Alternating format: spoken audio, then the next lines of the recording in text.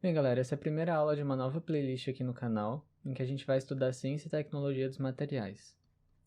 De maneira bem resumida, o que é essa matéria?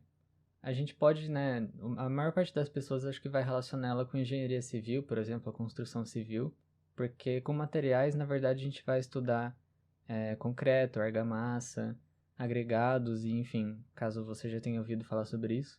Então parece muito uma matéria relacionada ao curso mais de engenharia civil. Só que conforme a gente for estudando as coisas, vocês vão perceber que, por exemplo, para a área ambiental, que é a minha área, também é bem importante para você entender, né? Quais são os tipos de materiais que são usados, de onde eles vêm, qual é o impacto deles no ambiente, se eles podem ser ou não reutilizados, enfim. É uma matéria que pode ser interpretada de várias maneiras, né? Então ela é bem importante. Mas enfim, para começar, a gente tem uma introdução ao conceito de material, né, a classificação e as normas relacionadas, e depois a parte principal da aula seria as propriedades dos materiais, que acho que várias vocês já viram ao decorrer do ensino médio, por exemplo, mas agora a gente vai revisar elas de uma maneira um pouquinho mais específica, né, um pouco mais aprofundada. Então, começando aqui com os materiais, vamos primeiro definir o que é um recurso natural, que é um conceito bem importante, apesar de ser meio bobo. Eu digo bobo porque acho que muita gente já ouviu falar nisso, né, em várias definições, então é uma coisa meio batida. Mas enfim, um recurso natural é um material que ainda não sofreu uma transformação importante por trabalho humano, ou seja, o ser humano não colocou a mão ainda, né, não houve nenhuma transformação. Outra maneira de definir é como um insumo, ou seja, um recurso necessário que organismos, populações e ecossistemas precisam para sua manutenção, por exemplo, água, alimento, então são todas coisas básicas para a sobrevivência. Eles podem ser definidos em renováveis e não renováveis. Então, nos renováveis a gente tem, por exemplo, recursos praticamente infinitos, né, entre aspas, como por exemplo o vento e a energia solar, e outros recursos que são renovados devido a ciclos naturais, por exemplo, o ciclo da água. Então, a água é um bem renovável. Nos não renováveis, a gente tem a separação em energéticos e não energéticos. Então, energético é tudo aquilo que a gente consegue extrair energia, né? Então, combustíveis fósseis, como carvão, petróleo, urânio, são todos minerais que a gente consegue extrair, consegue produzir energia a partir deles, só que eles não são renováveis, então eles são finitos, algum dia vão acabar. Os não energéticos, então, por exemplo, ferro, calcário, argila, são todos minérios, mas que não têm essa capacidade de gerar energia. Agora, em relação a essa matéria em si, a ciência e tecnologia dos materiais, por que é importante esse estudo, né, que eu estava falando lá no começo? Ele é importante para a gente poder aplicar com mais eficiência e principalmente responsabilidade esses materiais nas construções, além do surgimento de novas tecnologias. Então, se você olhar para o prédio, pelo lugar que você está agora, pode ter certeza que tudo aí é resultado de muito estudo. Então, o surgimento de novas tecnologias vem através disso.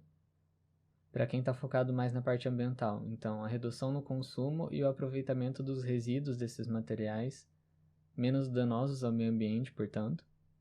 E, obviamente, tem a questão monetária, então a redução no custo e no tempo da obra para ela ficar pronta. Então, após fazer esse estudo, eu vou ter vários critérios para poder escolher um material. Eles podem ser técnicos, como as propriedades que a gente vai ver lá na frente, químicas, físicas e mecânicas.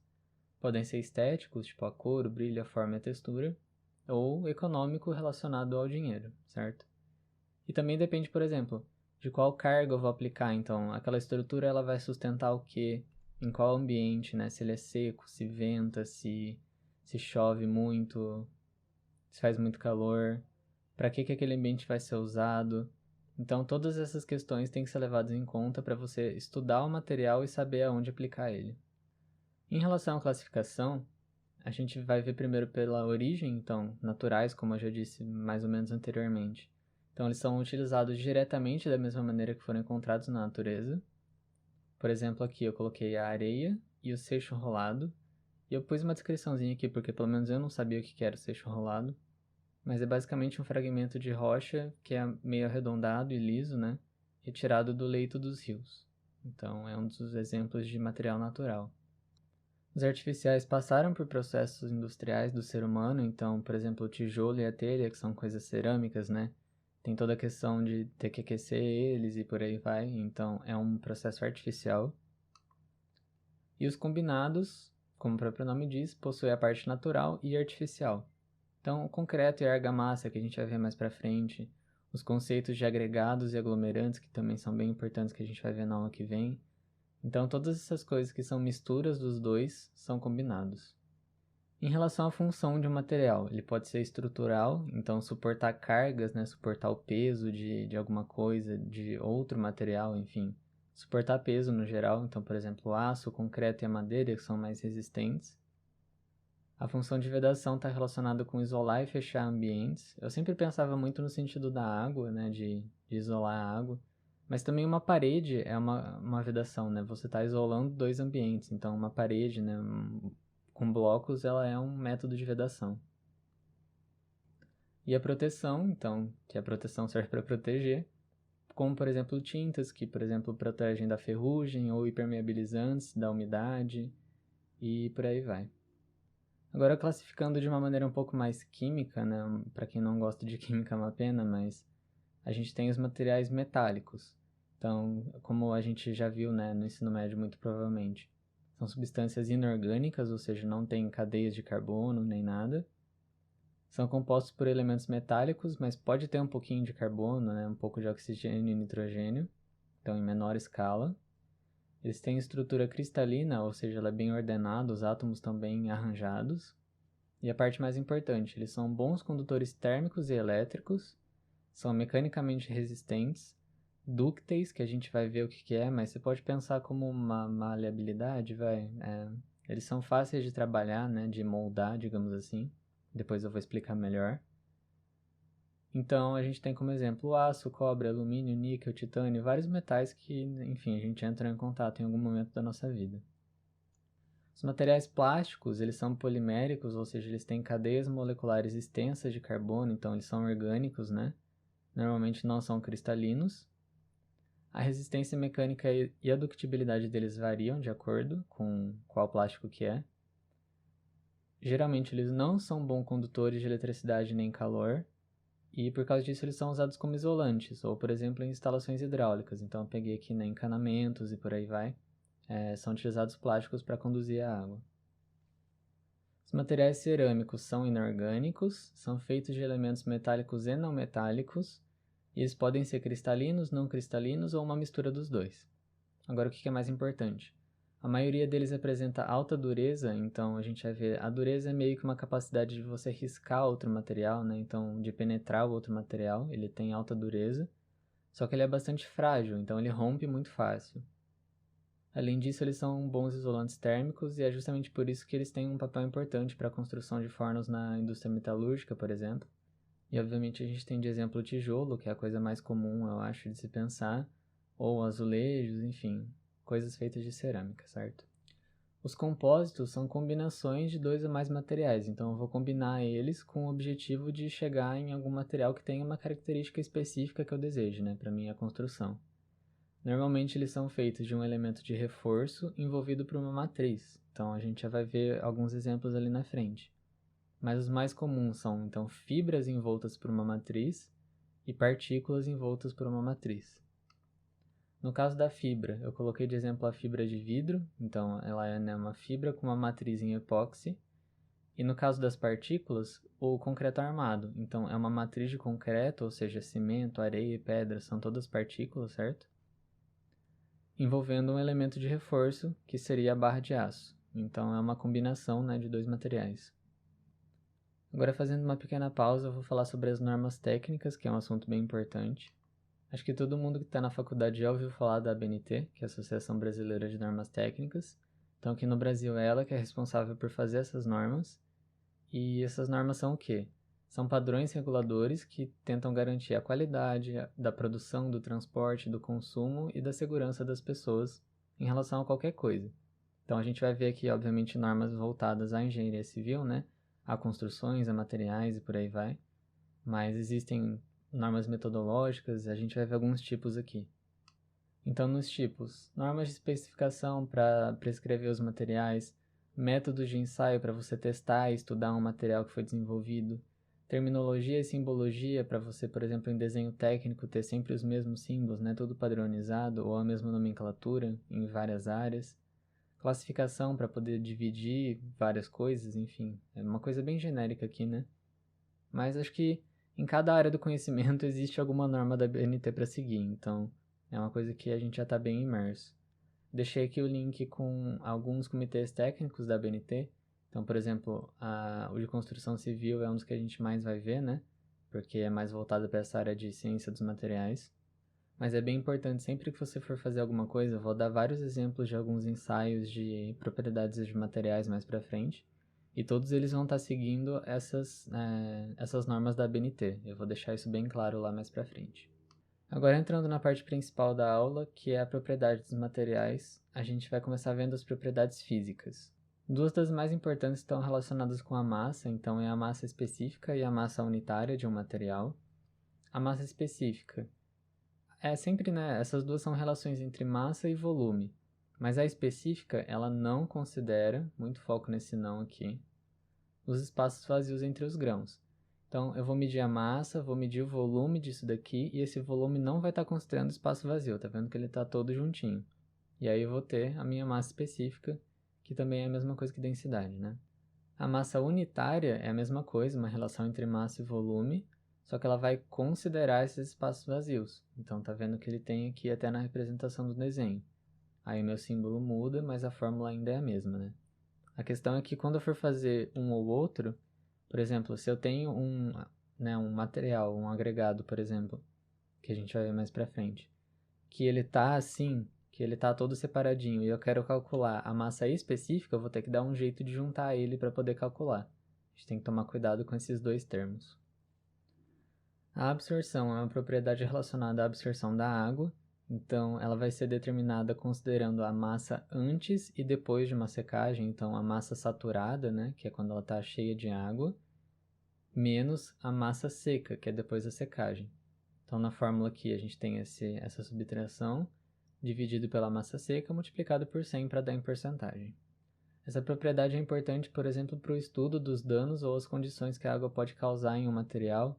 Então, por exemplo, a madeira expande, ela pode aumentar de peso, né, por causa da quantidade de água presente. Então, são várias variáveis que são bem importantes para você poder aplicar o material, dependendo do lugar que você vai aplicar. A dureza, como eu tinha dito lá na cerâmica, é a resistência à penetração. Então, quanto mais duro, mais difícil é de riscar a superfície e maior vai ser a resistência mecânica. Acho que existe duas escalas de dureza, mas eu peguei uma delas aqui, que é a de Mohs, acho que é assim que fala. Então, enfim, o diamante, né, ele é o que tem a maior dureza, que é a coisa mais difícil de riscar. E o talco, por exemplo, está na escala de dureza 1. Então, por exemplo, o diamante consegue riscar o 9, mas o 9 não consegue riscar o diamante. O 9 consegue riscar esse daqui, então por aí vai, né? Quanto maior o seu número, mais coisas você consegue riscar, ou seja, penetrar, né, no material.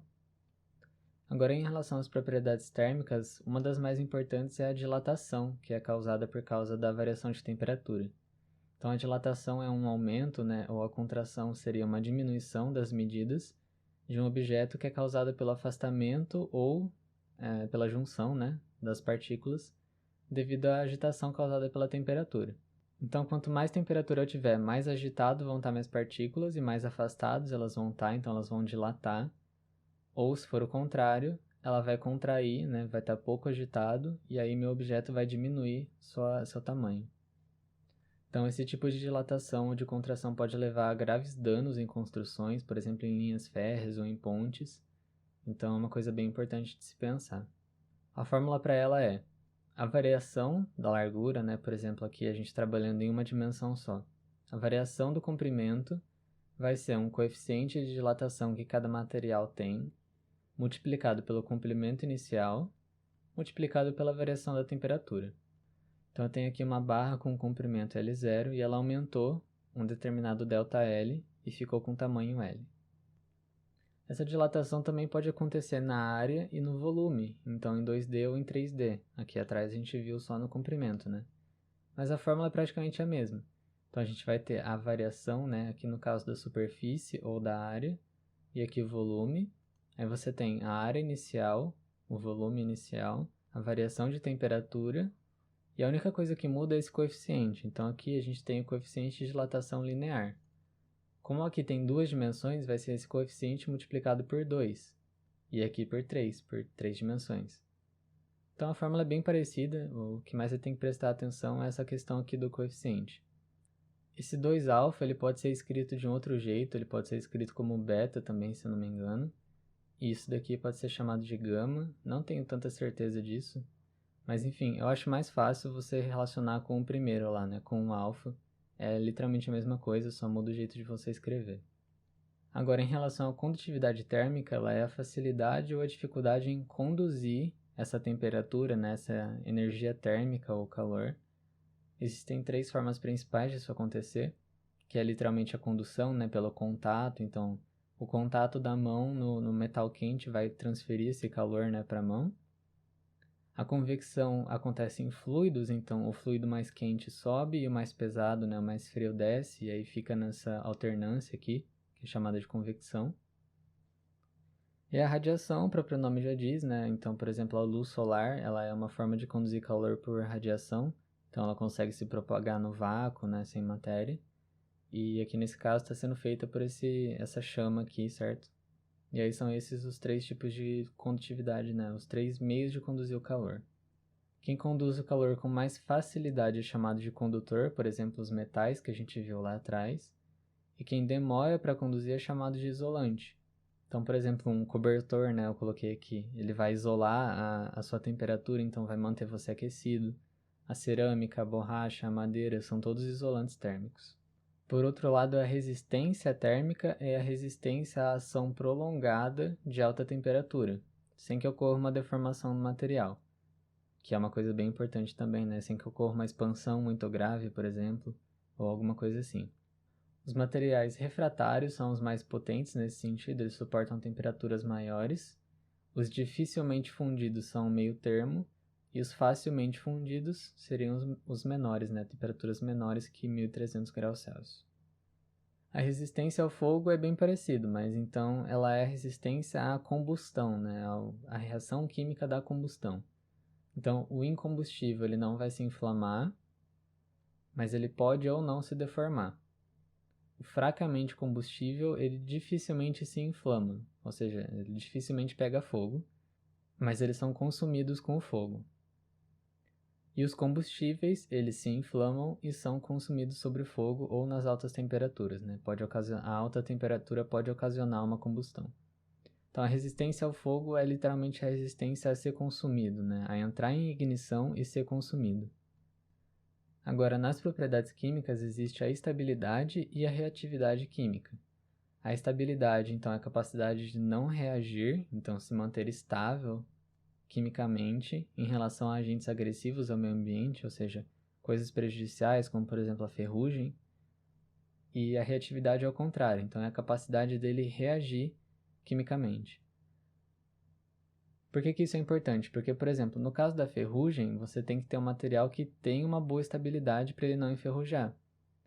Mas tem alguns que você quer que eles reajam, como no caso dos aglomerantes. Então a reação deles é importante para a resistência do material, por exemplo, ou alguma coisa assim. Então você quer que ele reaja e aí é importante que ele tenha reatividade. Algumas propriedades um pouco mais não tão usuais, né? As elétricas e as óticas. A elétrica é a condutibilidade, então a capacidade de conduzir corrente elétrica, como por exemplo nos metais. Então a gente tem os condutores, que seriam os metais, semicondutores, que é o meio termo, e os isolantes, que pode ser, por exemplo, a borracha ou plásticos, como a gente viu. Nas óticas a gente tem 3 propriedades, acho que a transparência é a mais óbvia dela, então um material transparente é um que permite a passagem da luz, não tem muito o que falar. A reflexão é a mudança da direção da propagação da luz, então né, ele está vindo em um sentido, ele é refletido, e aí ele começa a ir em outro sentido. E por último tem a refração, então é a mudança da velocidade da luz quando ela atravessa meios diferentes. Então é por isso que acontecem esses fenômenos meio estranhos, né? E aqui tem uma coisa, né? Acho que ninguém nunca precisou fazer isso, mas enfim. Se você for, por exemplo, tentar caçar um peixe, você tem que levar em consideração que a posição que ele tá, ela é aparente. Por que isso acontece, né? A real posição fica aqui. Porque quando a luz está vindo e ela entra na água, ela muda a velocidade de propagação. Então você tem que levar essa mudança em consideração, né? Essa transição do gás para o líquido causa essa diferença assim da posição aparente e real.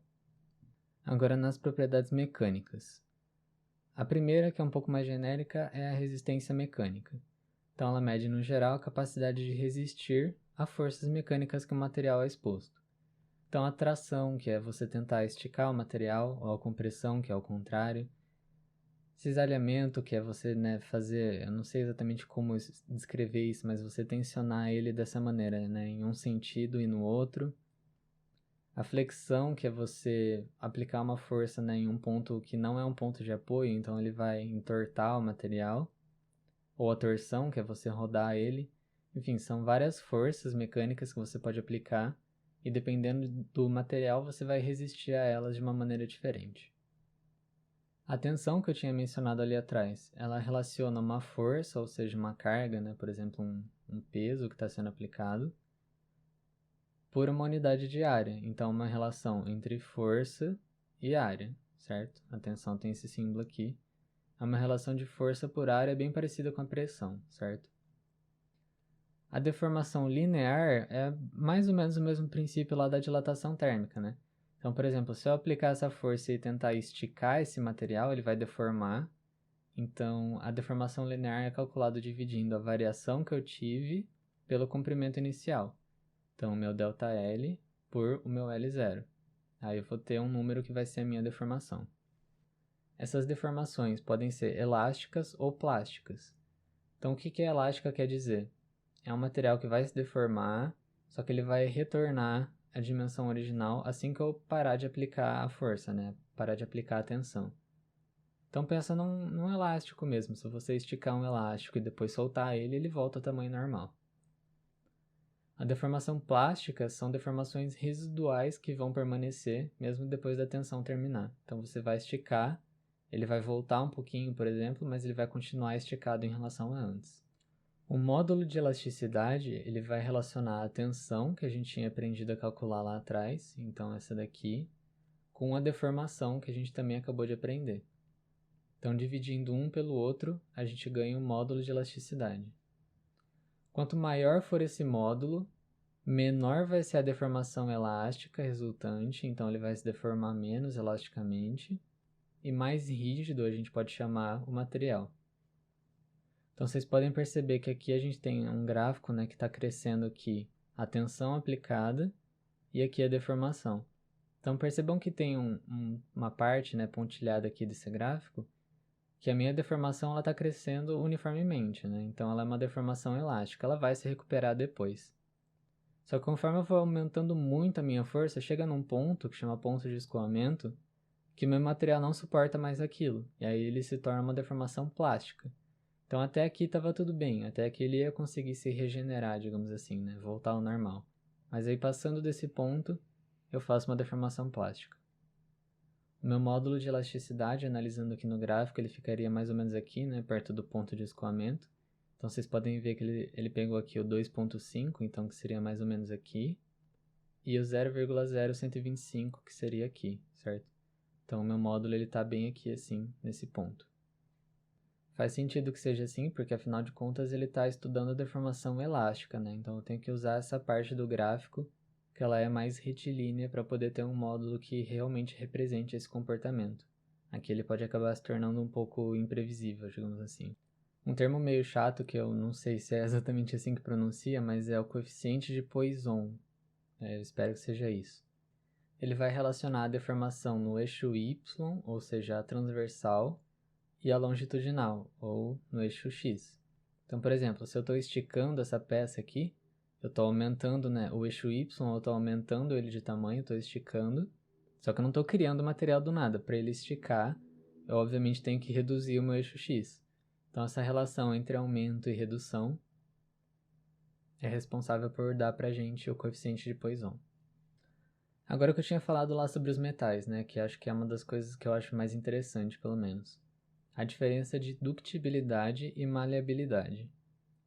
Ambas essas propriedades permitem os materiais serem moldados através da deformação, então uma deformação boa, digamos assim. Mas qual que é a diferença? A ductibilidade é a propriedade de eu conseguir esticar o material e formar filamentos. Só que a maleabilidade é formar lâminas do material. Então aqui tem alguns exemplos, né? Eu vou separar aqui. Esses dois primeiros estão falando da ductibilidade. Então esse daqui tem uma elevada ductibilidade e esse daqui é baixa. O que acontece? Quando eu tento romper esse material, né, um pino de alumínio, eu fiz um ensaio de tração, então eu fui puxando ele. Quando ele vai romper, perceba que ele se alongou, então ó, ele formou um rompimento aqui que ele não é seco, igual esse. Então isso daqui quer dizer que ele é dúctil, certo? A ductibilidade tem a ver com o material se esticar e formar um fio, digamos assim, uma coisa reta, né? Então percebam que aqui ele realmente se esticou, então ele tem uma alta ductibilidade. Nesse daqui não, ele tem uma quebra, né, um rompimento seco, então ele vai e rompe. Então no aço fundido a gente consegue ver que ele tem baixa ductibilidade. Em relação à maleabilidade, tem como exemplo aqui uma folha de ouro, então ela é bem maleável, né? Eu não sei se vocês já pararam para ver isso daqui, mas eu acho bem interessante essas folhas de ouro. Elas são absurdamente finas, né? Eu não sei nem como é que faz isso. Mas enfim, é uma das propriedades do ouro que permite você fazer uma folha absurdamente fina de ouro, é a maleabilidade. A tenacidade também tem a ver com a deformação, mas o que ela quer dizer? É a capacidade do material absorver a energia e deformar permanentemente, ou seja, plasticamente, sem fraturar, sem romper, certo? Então ele vai absorver tudo aquilo, vai deformar, mas ele não vai romper. Se a gente fizer um gráfico de tensão por deformação igual esse daqui embaixo, a tenacidade vai ser equivalente à área desse gráfico até o ponto de ruptura. Então, por exemplo, aqui, né, nesse gráfico frágil, o material frágil está rompendo muito cedo. Ele se deforma pouco e rompe. Então, toda essa área aqui seria a tenacidade desse material. O material dúctil, que consegue se esticar mais, né, consegue demorar mais para romper, toda essa área aqui também seria relativa à tenacidade dele. A resiliência é a capacidade do material de voltar ao estado normal depois de ter sido tensionado, então tem a ver com a deformação elástica, certo? E um exemplo disso é o aço de alta resiliência, na fabricação de molas. Por que molas? Porque elas estão sempre sofrendo, né, compressão e distensão, elas estão sempre sendo tensionadas, então tem que ser um material que tem uma resiliência muito boa. Agora, o que é a ruptura, que eu tinha falado agora há pouco, né, quando eu falei lá do teste de tração naqueles materiais de alumínio? Um material frágil, ele vai se deformar relativamente pouco antes de romper. Então a ruptura, ela é a quebra, né? O material quebra e se divide. Um frágil, ele vai se deformar bem pouco antes disso acontecer, então é chamado de ruptura não avisada. Por exemplo, o ferro fundido e o concreto. Você está lá aplicando força, aplicando e pá, do nada ele quebrou. Você não tinha nenhum sinal visual de que ele ia quebrar. Os materiais dúcteis, quando eles sofrem essa ação de uma carga, ele vai deformar muito antes de romper. Então, uma ruptura avisada, certo? Você tem um sinal, você está lá esticando, você está vendo o esforço do material, né, de se manter inteiro, e aí ele rompe. Então, você já sabia que ele ia romper, você consegue ter esse aviso, digamos assim, porque ele é dúctil. E agora, para encerrar a aula, os dois últimos conceitos, que são bem importantes até, é a fluência e a fadiga. A fluência, ela é o seguinte: além da deformação inicial que você tem quando você aplica uma carga, então aplicou, ele deformou. Enquanto aquela carga estiver sendo aplicada, vai ocorrer deformações ao longo do tempo. Então a fluência é a relação entre essa deformação e o tempo que ela está levando para ocorrer. Já ocorreu aquela deformação inicial, e aí você acha, já deformou. Mas não, ele vai deformando pouco a pouco com o tempo, se você continuar aplicando a carga. Isso é a fluência. A fadiga, vocês podem lembrar que fadiga tem relação com cansaço, né? Então pensa que é um material que está cansado, ele já trabalhou muito. Então cargas repetitivas causam uma ruptura por fadiga. Então você vai lá, aplica peso e tira, aplica e tira, aplica e tira. O tempo inteiro você está aplicando uma carga e tirando. Então sobre esse efeito, o material vai romper a tensões muito inferiores daquelas que seria normalmente.